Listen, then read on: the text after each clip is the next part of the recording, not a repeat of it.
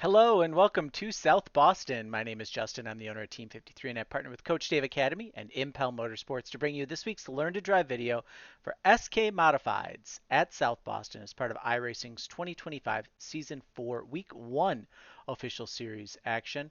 If you guys can, make sure you like and subscribe. It does a ton to help my channel. I am a very small time racer here in Wisconsin. I've got a late model that's been parked for pretty much the whole summer, as well as my daughter's been racing go-karts. She's been having a ton of fun and getting the itch to race more. So whatever you guys can do there definitely helps out. Consider signing up for our short track season pass. Link is in the description below. You can head over to team53racing.com, head over to our Discord. There's info on how to do that as well. But the other part too is that we do utilize for all of our drivers. We utilize Garage 61, and this is on a late model stock. I was just kind of showing some different stuff here. Weathers were a little bit different, etc. But one of the cool things that we have is with access to our season pass, you also get to see all of my telemetry. So you can see where I'm lifting, how I'm driving it. If you're struggling and you're trying to figure out like what you might be missing out on, you can see all of that. So we're comparing two different builds here, which that always throws things off too. But this is just for informational purposes. You can zoom in on these maps and it'll show you exactly where you're at on track, as well as this top graph will show you, oh, I'm a little bit lower than what you were. The red line would be my laps, right? You're a little lower than me. I'm a little higher. Like you can see all of that stuff through the corner to really hone in on your driving skills and help you with that. You can see RPMs, lift points, turn, how much wheel is in the car, all of that stuff is available through Garage 61. So we're huge partners of that.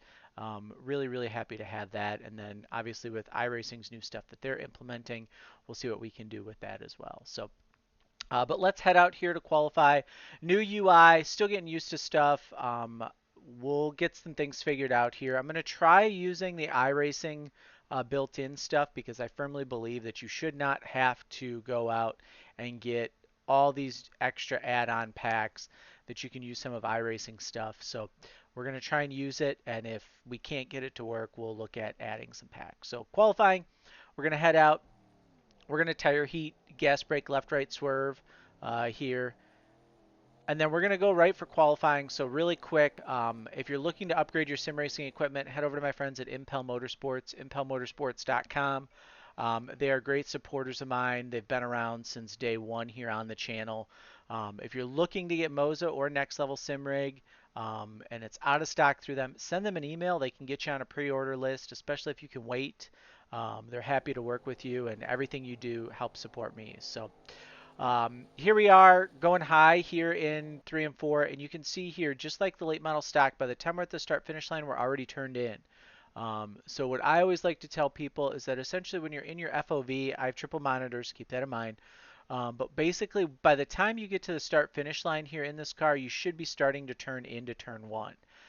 The glare of the track is going to be really interesting for a lot of us here. It's going to be really hard to see where you're at going into one, so there's going to be a little bit of a touch and feel here with the glare. But I know we get it turned in, and then you see this little seam that runs here on the bottom of the track. It's really, really important to get your left side tires below that black seam because there's a ton of grip below that. That's really where the grip strip is here. So we're going to go back to far chase just so we can see the track a little bit more. So we bring it in pretty much the same line as late model stock, cross over this bottom set of dash lines, rotate it around, get those left sides down below that, throttle up, drive up off the corner nice and hard, get to the back stretch, up to the wall. I usually try and keep right there about where that shading is. Then we turn into 3. Same deal, get those left sides below that line. I kind of missed it there a little bit, might have left some speed on the table, and then just nice and tight up against the wall for a 14.047. I have no doubt a few more laps, definitely going to be in the 13s for qualifying here this week. But this should get you guys a good baseline and you kind of know where to start out. But let's go inside the car, presented by my friends at Overdrive Racing Oils and Lubricants. They are an independent AMSOIL dealer. Anytime you use the link in the description below to purchase AMSOIL products, it gives us credit here on the channel, which does a ton to help keep this content free. So let's show you inside the car.